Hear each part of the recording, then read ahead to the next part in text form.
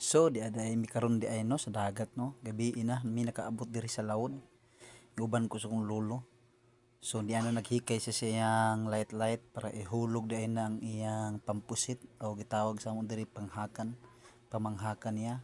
Iyan ang ihulog. So magdugay gani no paghulog niya. Yung ihulog kailangan gud may ilaw kay para makita jud ang nukos ba ang pusit dito sa ilawom sa dagat. So yan ang gihulog yan ang gituphan kung unsa na. Pagkatapos ana ug pilo pa mga 30 kadto pagkalawom so daan na gani di ay. Iyan ang gibira kay nana daw kuno.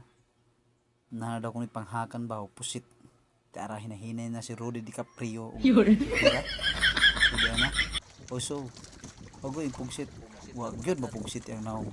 Okay, nara guys, kuha na gyud. So gamay na siya napapusit ang nakuha karon. Pauna mo sa among hawing garaw. Tanawan ninyo ang ana ang pagkuha pusit panghakan sa